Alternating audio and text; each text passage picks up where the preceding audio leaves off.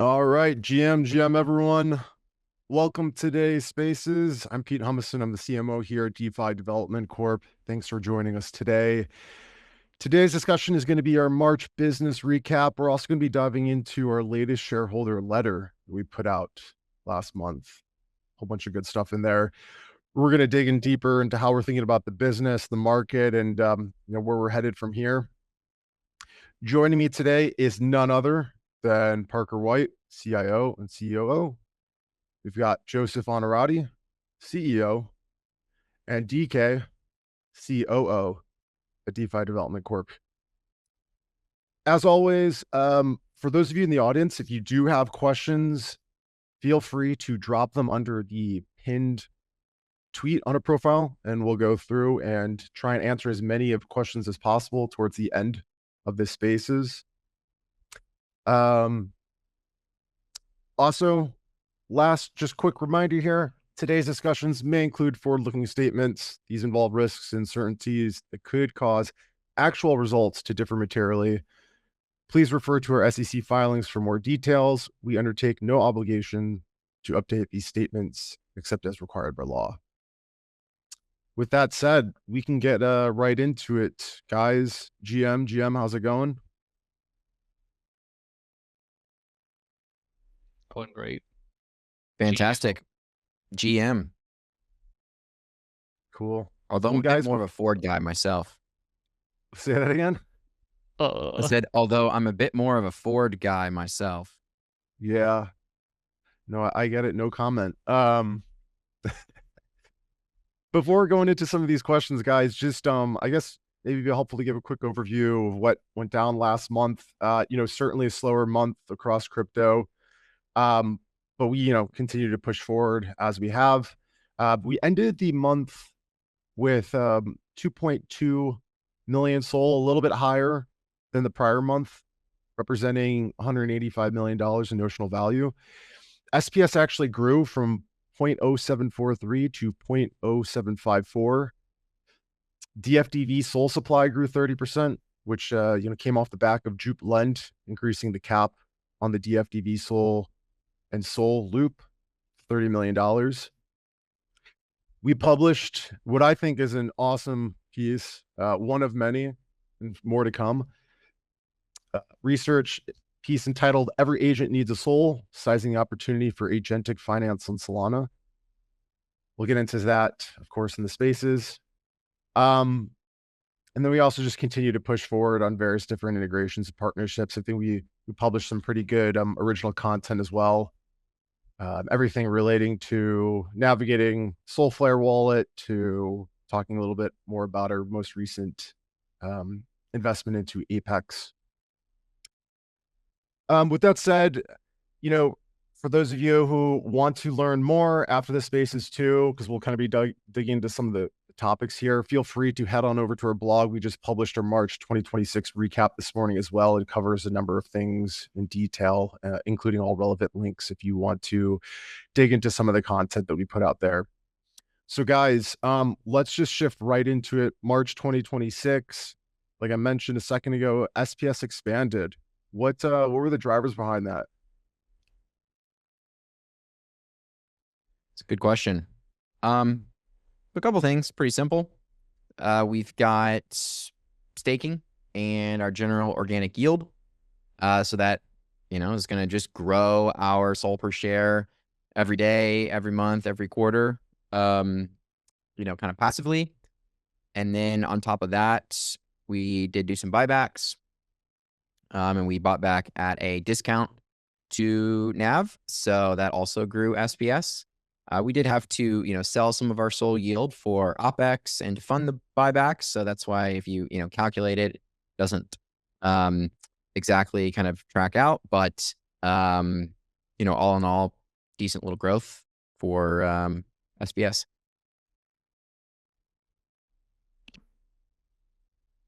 Awesome. Speaking of like some notable growth, I think month over month, also mentioned DFDV SOL grew 28%. Anything to note on that front, and just, anything in general?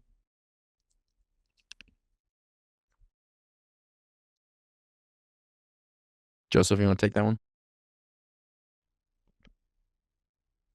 Sorry, I didn't actually hear what Pete said. DFDV Sol, everyone's favorite LST, surged 28% month over month with supply. I know I mentioned, the Jupe blend increased Yeah, their the cap, but Jupe thing. anything Yeah. else? Or how are we thinking about DFDV Sol too? Yeah, I guess I can take it this one. Yeah, so we mentioned this on the earnings call, but essentially at this point, DFDV Sol is integrated across effectively all of Solana DeFi. There's no major project that I'm aware of that doesn't support DFDV Sol. So we will continue to get DFDV Sol integrated on new projects as they launch. But at this point, we've kind of reached full saturation, if you will, on the platforms, and so now the goal is just around growing its usage. And candidly, we've not put a lot of effort into that. We mostly use it ourselves. Certainly, a few other people use it, but it's not been like a huge marketing push for us. And that's candidly because it's not really a profit center, like directly, because some of the biggest LSTs don't charge any fees. And so this might change in the future, and we could start making a more competitive push, but it would require us to effectively start paying back the block rewards that we generate.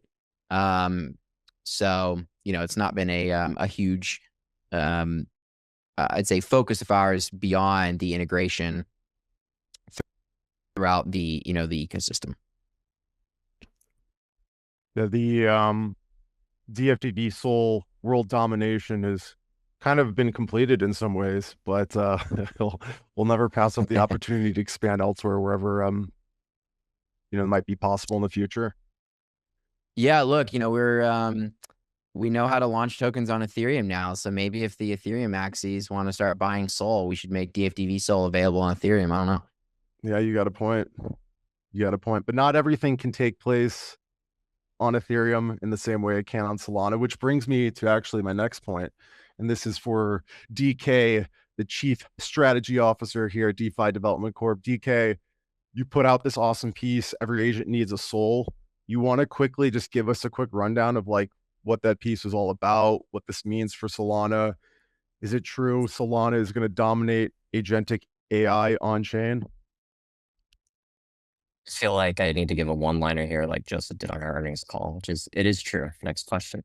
But no, I'll dive a little bit into it. So it's actually worth talking about before we go into agentic AI, the DFDV model that we came up with for validating Sol. And Parker may have touched upon this in a prior spaces, but it's important enough that I'll call it out again. Well, we as a company have obviously spent a lot of time chatting with a number of institutional investors on Solana over the last year, how it works, why it's well positioned, the technology, a lot of educational effort on that front.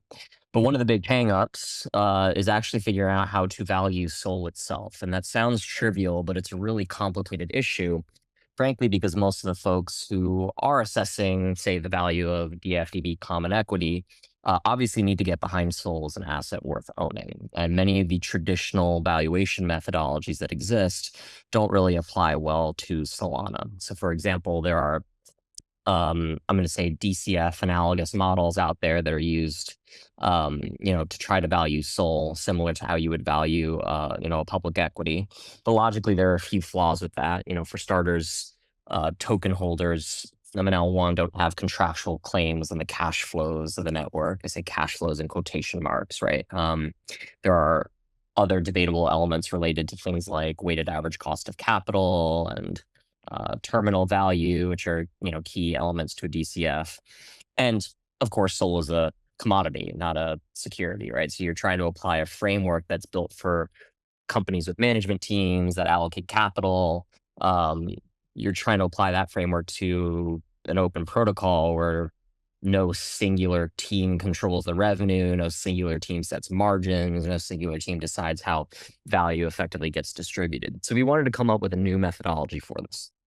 And the idea is that Sol, the token, should be priced like land in a growing city. So, if you were to draw an analogy to real estate, for example, what you earn from, let's say, a particular property, let's call it the rental yield, is one input to real estate valuation, but it is not the only one, right?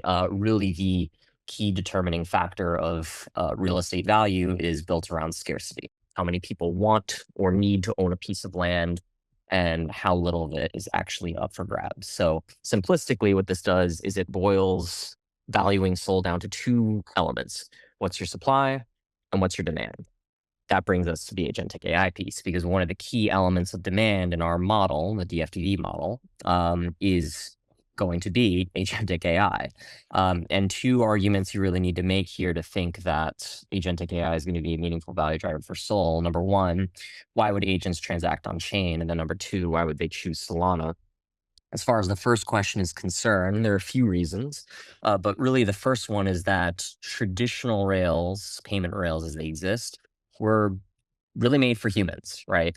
They require accounts, identity verification, authorization flows. There are a bunch of settlement delays, right? But an AI agent has no identity document, no bank account, no credit card, unless you've sort of let it out and loose with one. And yes, agents can use, let's say, like more traditional rails like Stripe, right? You can have an agent provision with API keys and things like that. But every one of those additional steps that you introduce basically creates friction, it creates latency, and it creates some element of human dependency. So it's not a problem for a single agent, but imagine 10 million agents trying to like do this at mass scale, or trying to operate in some autonomous way. Doing it through manual, I'm going to say traditional financial rails, can be a really a big bottleneck, right? So no, the advantage is not absolute in that traditional rails can work for, let's say, a handful of agents, but as agents scale over time, our view is that you really need these agents transacting on chain. Otherwise, you're just going to be inherently capped by those various friction points. And then as far as why Solana, I mean, look, all the things we've spoken about over the last year, and sort of pitching Solana to investors, Solana's speed, Solana's low cost profile. I mean, all those things obviously matter for agentic finance. I believe we had a section in our deep dive where we actually said like finality itself is the product, right? So imagine you have an agent that is operating in some loop, and every single transaction confirmation along the way becomes a blocking step. So in Solana, the agent waits, less than a second. But if you are on, I don't know, Ethereum L1 takes approximately 15 minutes for true finality.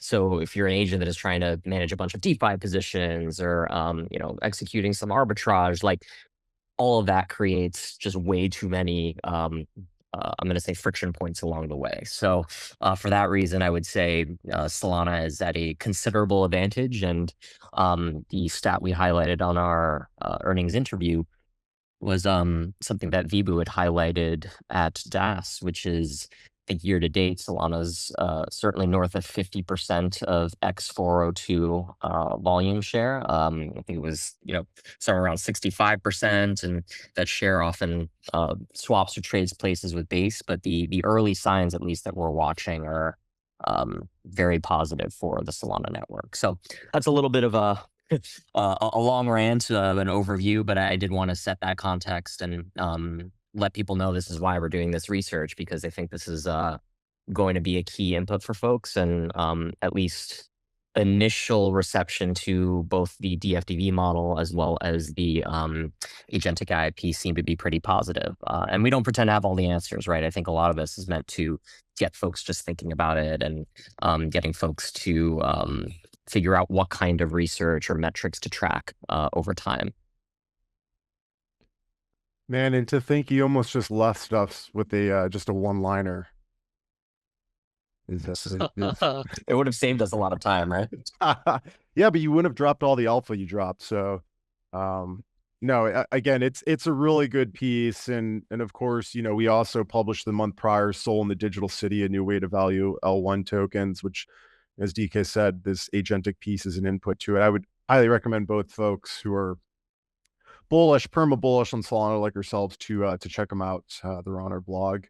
But yeah, it is insane. There is still, despite price action and general market sentiment, there are still lots of positive developments in the Solana ecosystem. But market hasn't been trending well, and I think everyone feels that and everyone sees that, and there's a number of different pockets of the market where it's evident. But one of them also is NAV compression, and this isn't just unique to Solana. This is across all of the DAT space. I think strategy might be a little bit of the anomaly on that front, but guys, just kind of curious, given the NAV compression and solar activity, how do we think this environment reshapes the competitive landscape as a whole? I can jump in on that one.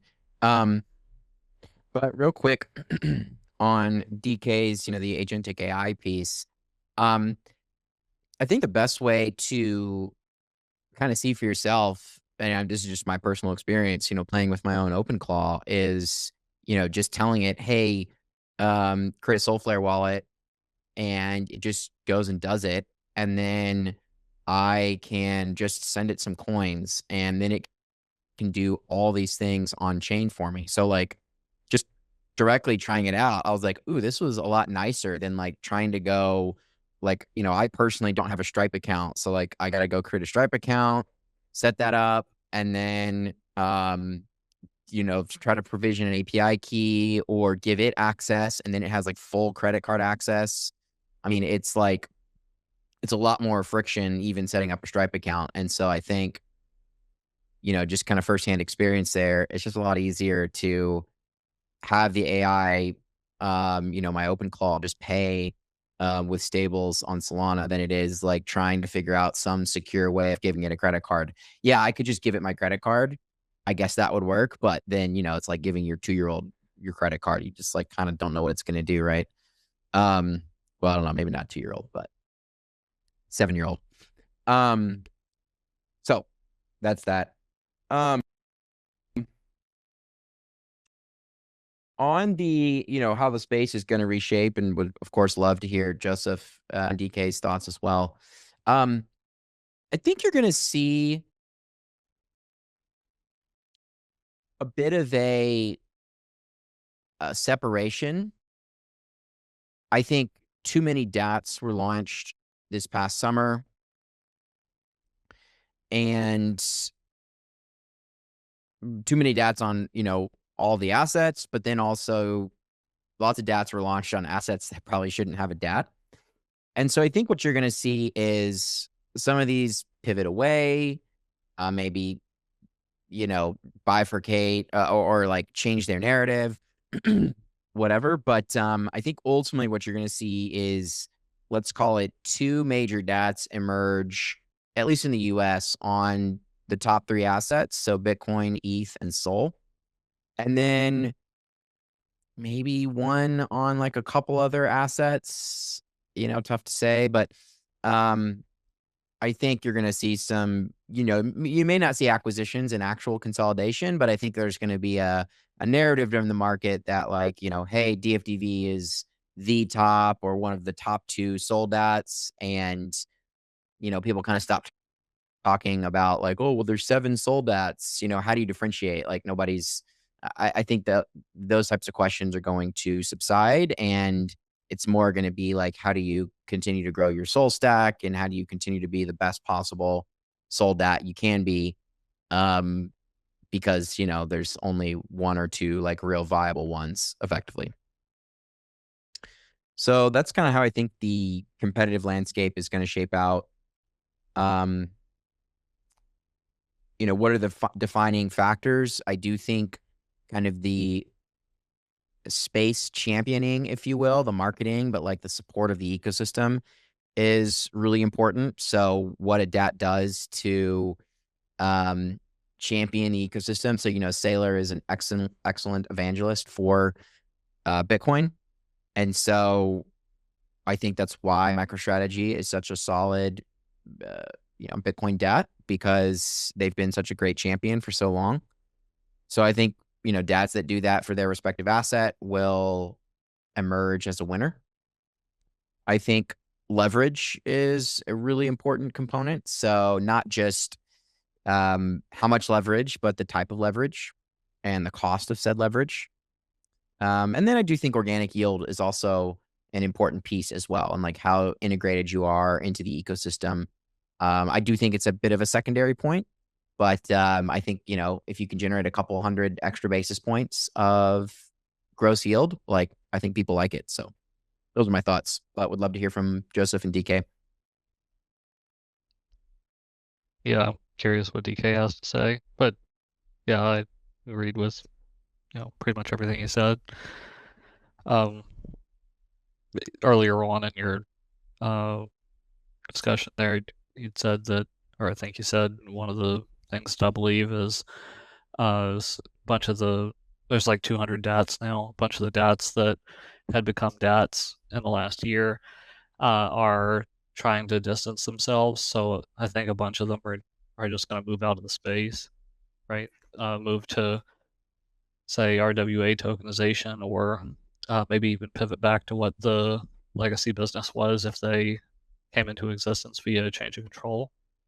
A bunch of these companies are looking for different operating businesses, and I think this is good for us because kind of thins out the competition, and I think a bunch of these businesses become irrelevant, I guess, but not necessarily irrelevant in like a negative way. It's just they're not DATs anymore, so they're not part of the discussion. And M&A is just a lot harder, I think, than many investors kind of thought earlier on. We got that feedback a bunch of times, but we haven't seen much of it in the space so far. I think there will be more, but there's not going to be like 30 or 40 mergers or something here. Curious what DK's got. I don't have much to add beyond I'm going to make a claim here, which is that the more mental gymnastics you have to do to justify your existence, the worse the value proposition is for shareholders. And one of the beauties of our story is I actually think we've been very consistent from day one of this being a story of SOL on steroids. We're the first SOL DAT in the US, the best performing SOL DAT from an equity performance perspective since launching our treasury strategy. Pretty persistent on our North Star. I see we have a question on this later on, Pete, that I'm happy to dive into because I've got lots of thoughts on it. But yeah, I mean, not a surprise to me that we've seen a lot of folks kind of get shaken out in recent months. And I don't know, this whole team has been through too many crypto winters to change course or get shaken out. So I'm pretty proud. We're just heads down, continuing to do what we can to acquire as much SOL as possible. Well said all around. Yeah, and I think our view internally too is like we got to just keep doing stuff and innovating and finding ways to differentiate, and the market will price us accordingly. And I think fair to say, like a lot of competitors haven't, I don't think have adopted that kind of mindset. And I really think like the epitome of that too has been, on the Apyx front, which does bring me to one of the questions I had for you guys was, we spent part of March just educating folks about Apyx and why you invested into it. But, maybe it'd be good to just kind of, again, go over that. Where does Apyx stand relative to DFDV? And, why is this something that ultimately shareholders should be aware of?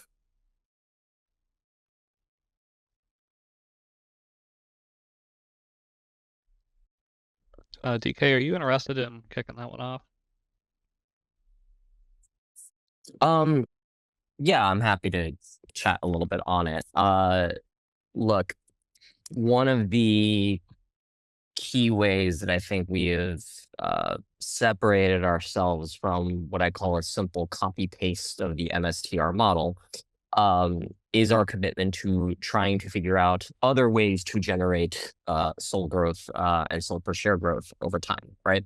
And you've seen this with us announcing our Treasury Accelerator. You've seen this with what I call our willingness to take asymmetric bets on a number of crypto and or DeFi related projects. And Apyx for me falls squarely into that bucket. We've called this in the shareholder letter a natural extension of our role as the bridge between TradFi and DeFi. It's literally the DFDV logo. So just as we bring institutional capital on chain, the idea with Apyx is that Apyx translates DAT preferred equity and yield into a yield bearing stablecoin. Why it matters, I think I'm going to say like blunt, to be bullish on Apyx is to be bullish on stablecoin market growing over time. I think given a lot of the MNAV dynamics that we have alluded to thus far on this call, it's to be bullish on the thesis that DATs are going to need to take on leverage to grow more of the underlying over time, more crypto per share over time. And Saylor has kind of laid out a very nice playbook for preferred equity being a very elegant form of leverage for DATs to keep accumulating more of the underlying. Now, to be clear, we don't control Apyx's decisions. Apyx is an independent protocol, but the project has been pretty explicit that it intends to include DAT preferred equity in the collateral list. Today, that's Stretch by far, and then a little bit of Strive SATA as well. But I think given that direction, it's not inconceivable to imagine that any future preferred equity offering that we pursue as a company at DFDV could be a candidate for inclusion in said collateral basket for Apyx. That dynamic, should it come to fruition, would be, or I should say, could be pretty beneficial to us as a company. It could be beneficial to our cost of capital. And then, of course, by extension, beneficial to our North Star SOL per share growth. So that's a little bit of a summary. Parker, Joseph, if you have anything else to add, please feel free. Yeah, okay. Maybe just a little more broadly across the DAT space. You mentioned Stretch and SATA or SATA, however you say it. I think there's going to be a large number of DATs that issue variable rate perpetual preferred. I think from the DAT's perspective, it's a excellent instrument for growing crypto asset per share, whether it's Solana with DFDV or otherwise. So Apyx's like strategic positioning made a lot of sense from our perspective. From I guess given I said it already, our perspective or our vantage point, where we think this instrument type is very powerful for DATs, and while only 2 have issued them so far, we think there's more coming.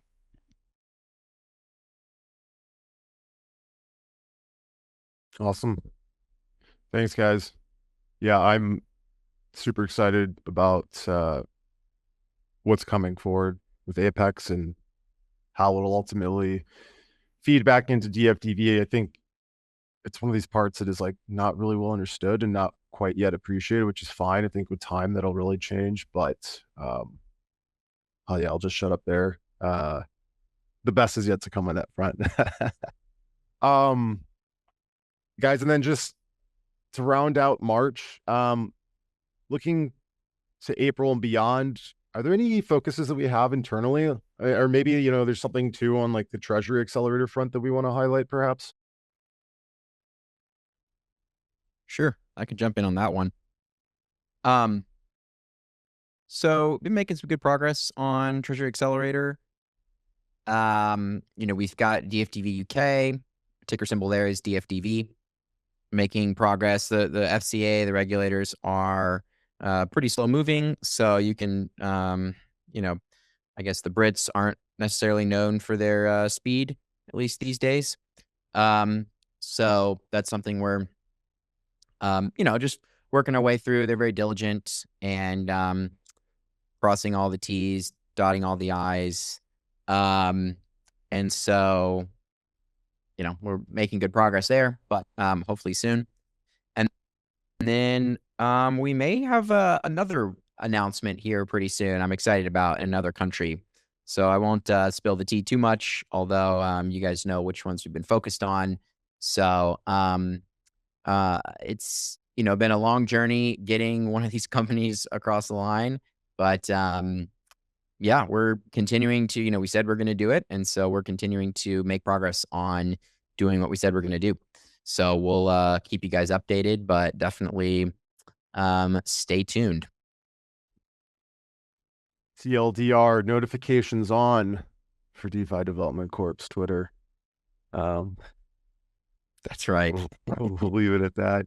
Guys, shifting focus, shareholder letter related. There was a lot in this. Really good piece.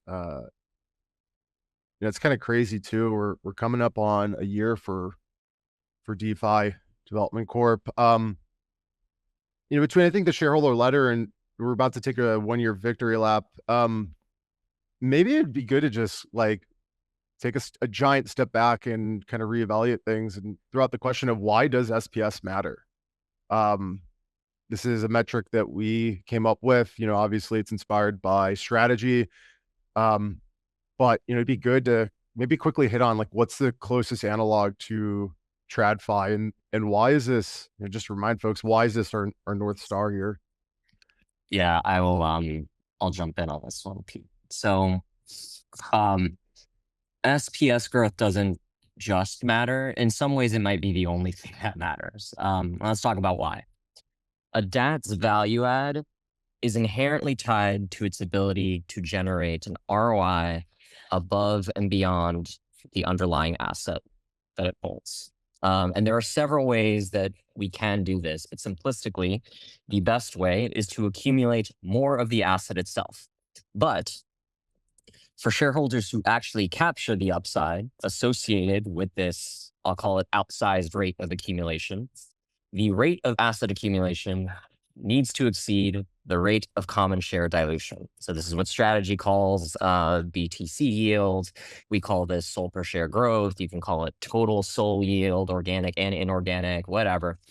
But the growth matters because, and I'm going to state this very, very loudly, the growth rate is what influences the premium to net asset value. And the premium to net asset value obviously translates or leads to equity outperformance in a bull market. We see examples of this in TradFi all the time. One that I was looking at very recently, so I'll give the concrete example here. Reddit trades somewhere around 18 times 2026 consensus EBITDA. And their stock is up 40% the last year. Contrast that with Meta, which currently trades at a low teens EBITDA, and their stock is only up, last I checked, 10, 11% over the last year. Why the delta on the multiples and the equity performance? Well, because Reddit is growing 70% year over year and has doubled its ad revenue market share. And it doesn't really matter that Reddit's ad revenues are like a fraction of Meta's. The rate of growth is what matters. Similarly, I think the rate of growth on a crypto per share basis is ultimately what's going to matter for a DAT. So if I think SOL is going to 10K, which we do here at DFDV, I as a shareholder want as much of that as possible on a per share basis. Again, I'll emphasize the rate of growth of the crypto asset on a per share basis is what drives the value for a DAT. I know there's probably a little bit of a prevailing, what I call it, view or consensus view that, I don't know, DApps are basically just access vehicles now. There's greater regulatory clarity. So there's ETFs out there. There's the ability to buy spot, like the NAV premiums won't come back. But if that were the case, Strategy's MNAV would not have expanded after the Bitcoin ETFs came to market. And if you actually look at the figures, Strategy's MNAV was under 2x on January 10th, 2024. Spot Bitcoin ETFs start trading a day later.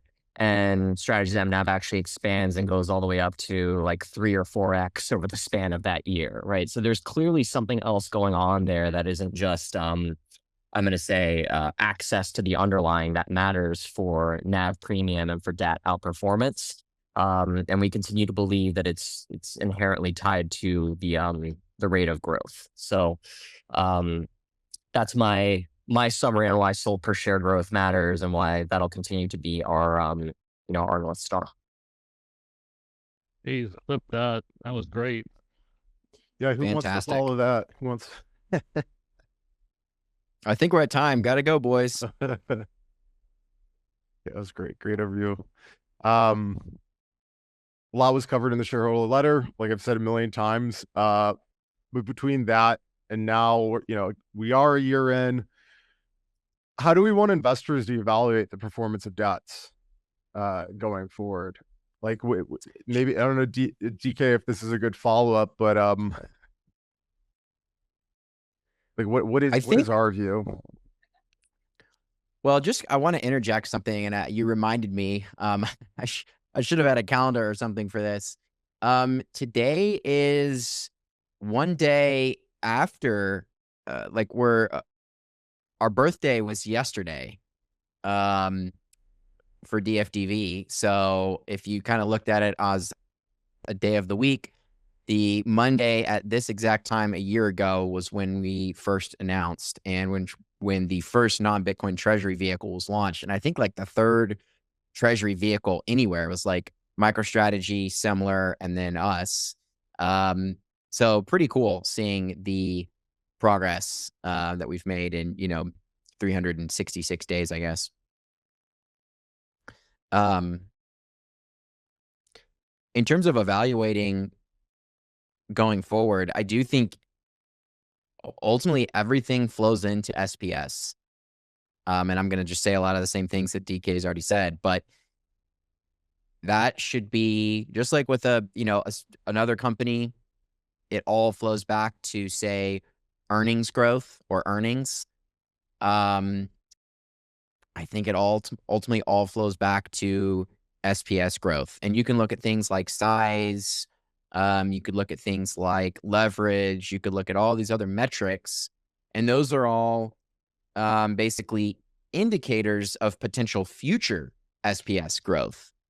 But ultimately, SPS growth is what matters. And so I think these other indicators can be important as predictors of future SPS growth. But, just like on, say, the hyperscaler AI build out stuff, people are looking at, CapEx as a key metric. That's not because CapEx is the important metric. It's because that's eventually going to flow through to earnings growth is the hope.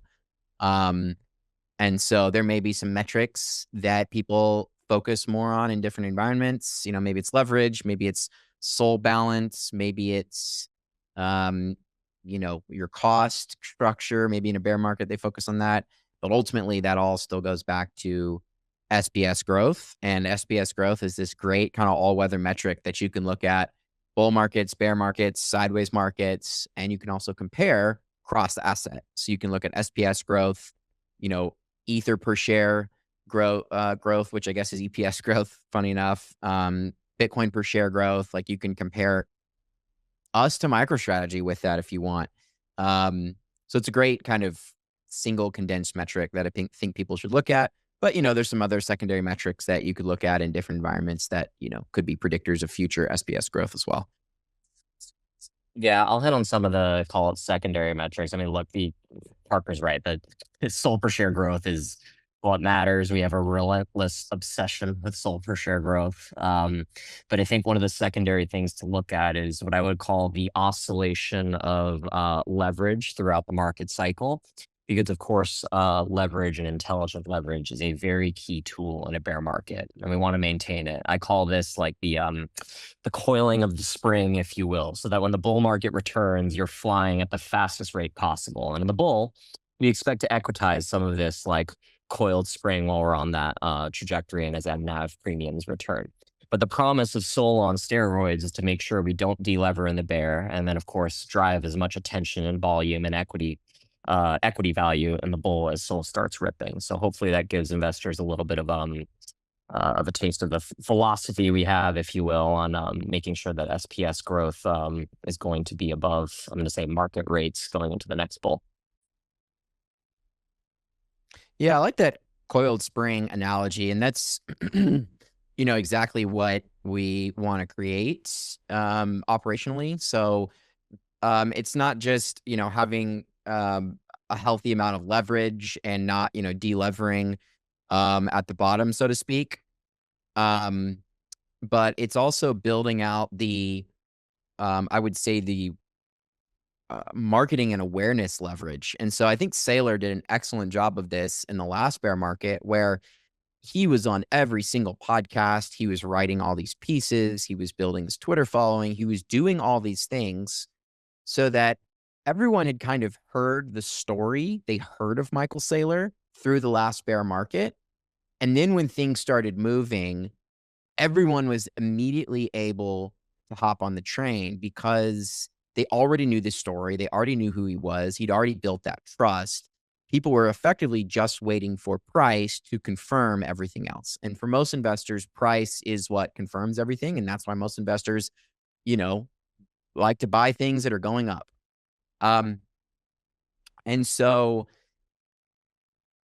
in the same vein, if we can continue to do marketing in as high quality and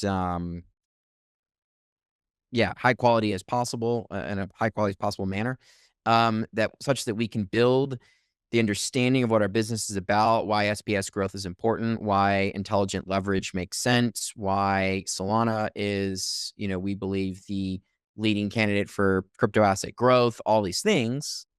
Then when markets do start to turn, it's like you've already set all the gas cans around the fire and unscrewed the caps, and you're ready to go. And so that way we're not scrambling like we were in the last bull market to tell the story, tell the narrative while the rocket ship was taking off, and we were trying to dump gas into it as quickly as we could get it. We've already got all the gas lined up. So I think almost as important as the financial leverage is the operational and marketing leverage effectively. And I think we've been making a lot of headway there. We're going to continue to pound the table to build that out. And I think it'll be an important part of our story going forward. Man, I'm totally bummed that we missed the 1-year birthday, but we'll have to get something out. We got to find a way to celebrate. It's never. Yeah, we'll wait till we're a teenager before we do something really big and blow it out.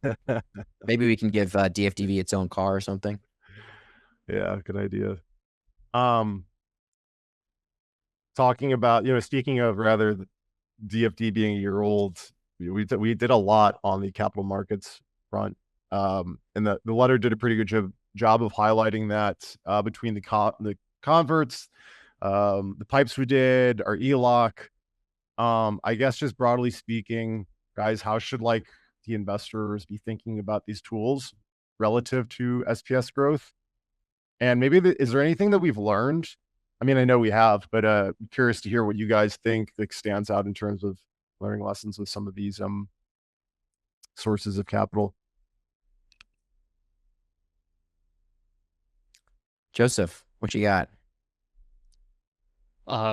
Geez, I was like, yeah, we learned a lot of stuff. But I'm not sure if I want to share that stuff. I'll try it. I guess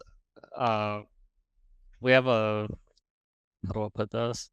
I think that we've done a lot of things right. We moved very fast, and I think the right path is SPS focus, high leverage, don't delever in the bear, and I think this turns this creates a leveraged sol exposure that can't get shaken out, and is like a proper value proposition for a public company for Solana investors, and it brings something that is unique in the market. It's better than an ETF for upside exposure to Sol. It's better than a leveraged ETF. It's better than the other DATs that don't have leverage or that have different types of leverage. So I'm really happy with those outcomes. I think that if we were doing it again, I would have paid more attention to the preferred market earlier on. I think when Stretch launched in July, they were really onto something, and we probably could have moved faster. I don't think that we would have gotten an idea for a variable rate perpetual preferred earlier than that, but I think that that would have been great. And then we might have gotten the leverage that we've got from different sources with a potentially lower cost and even longer duration. So I guess I think we would have been on the same path, but we might have been further down the path. Yeah, but I'm happy and proud of where we got in a year for sure.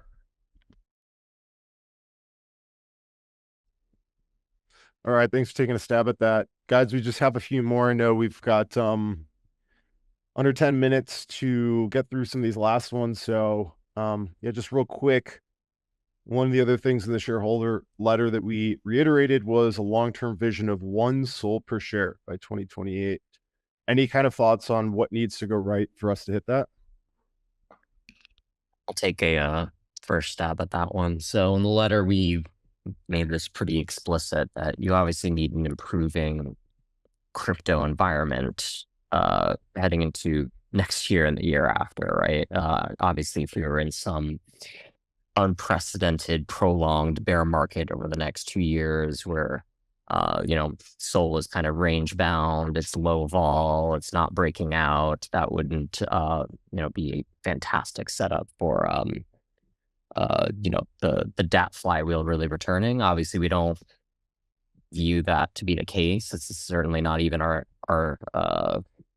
what would I call it, like base bear case, if you will, right? That hasn't happened historically, and we're obviously Sol bulls. So, but I would certainly say that's probably the most important element for hitting our Sol per share target. Ironically, right? Because there's almost a part of me that says like, yeah, I would love for Sol prices to stay depressed so that we can acquire as much here as possible. And that's certainly true as well. But I'd rather have, Sol, call it 40-50% higher with all the optionality available to us on the capital raising front to obviously hit that 1 SOL per share by December 2028.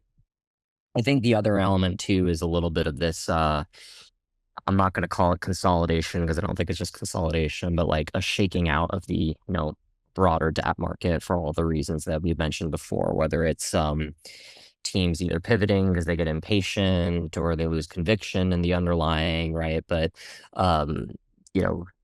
having hundreds of DATs all competing for the same pool of capital, even in the next bull, would put some kind of, I'm going to say, ceiling on the NAV premiums overall, but I also don't expect it to be the case that they're going to be hundreds. I mean, we've already started to see a bit of a shaking out and some folks just throwing in the towel on the treasury strategy. And while consolidation in this space won't be as straightforward as the market expects, as we said on our earnings call, I do expect we'll see some of it, and that would obviously I think create a very different environment a year from now, 2 years from now, for folks to go out and accretively fundraise. So that's a little bit of my view on the call it parameters for the long-term guidance.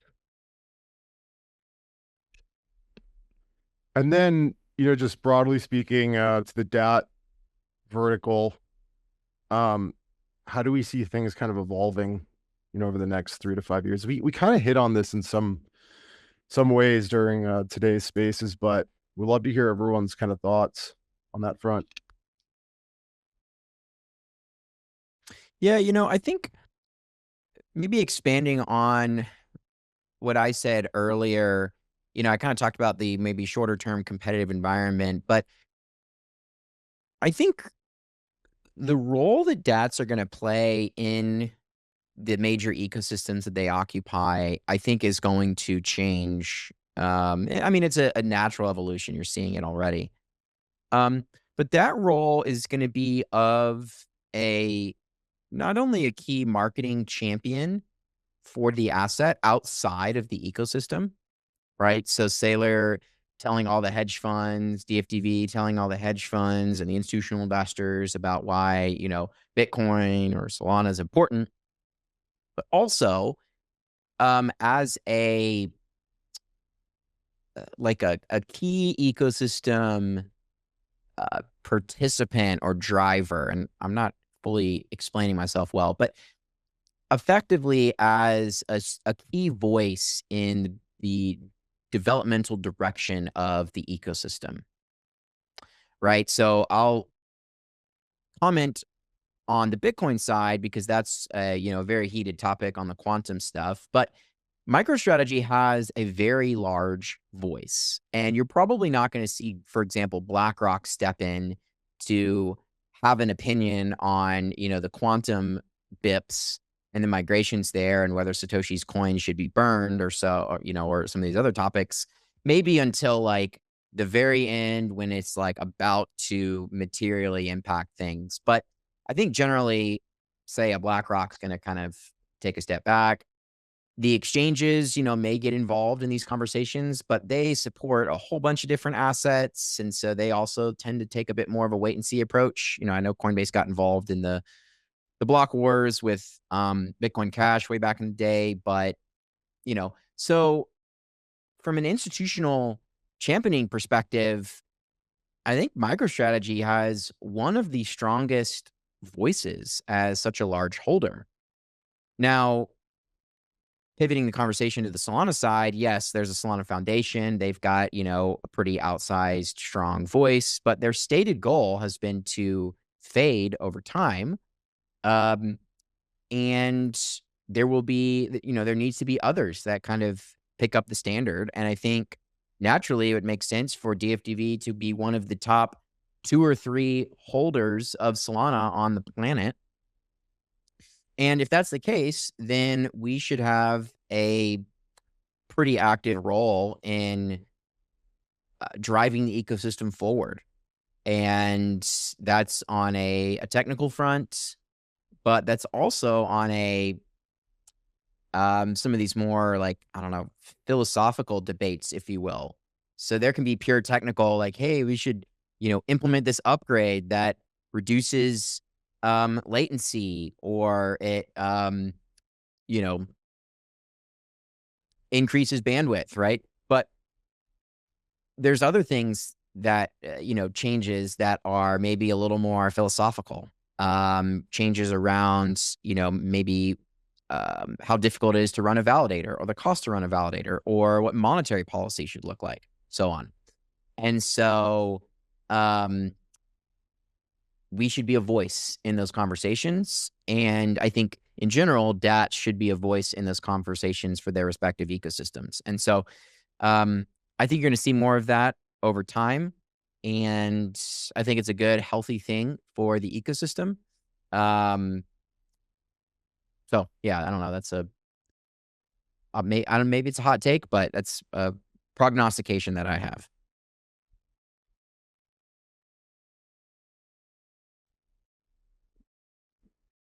Great. Good deal, guys. Last question here. Now we're coming up on time. The letter acknowledged a tougher environment. How do you guys feel about just kind of general state of crypto? And, are there any massive risks that you see to the model right now? I guess it doesn't have to be massive either, but obviously there's a lot going on in the world. Sentiment's pretty in the gutters. Just general risks or anything that's top of mind. Yeah, I could take that one as well. Yeah, I mean, DK touched on it. A longer term bear market that goes beyond the standard cycle, I think, would be a risk. Sol going to like, I don't know, $1 or 50 cents would be a risk. I think it'd be a risk for the ecosystem. There's, yeah, maybe a bit of a risk more to Solana than to say our business would be, some giant issue with the Solana network.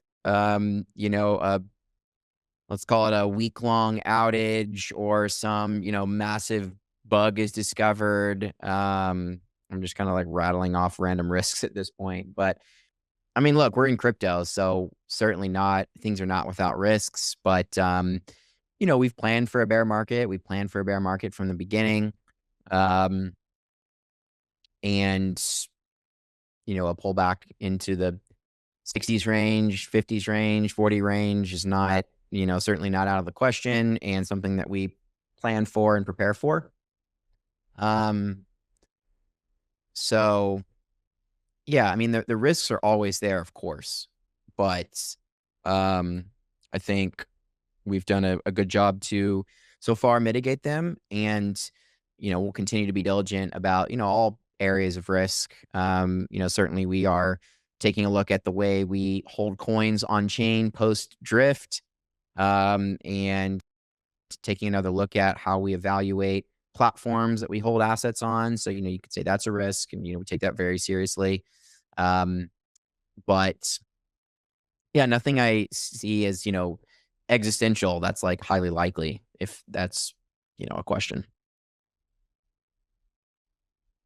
Yeah, no, I appreciate it. I mean, it's always good to just hit on the risks, and I think more importantly too, like remind market participants and investors that like we're fully aware of kind of the risks and constantly thinking about potential downside scenarios and how we navigate that, so we can just ensure that the team can continue to persist through the bear and into the bull. I think we're all totally okay with things going south if they do, but also we remain long-term super optimistic, and I don't think that there's anything that could break our spirits. Knock on wood. I don't think there's anything that's going to break our spirits in that regard. So cool, guys.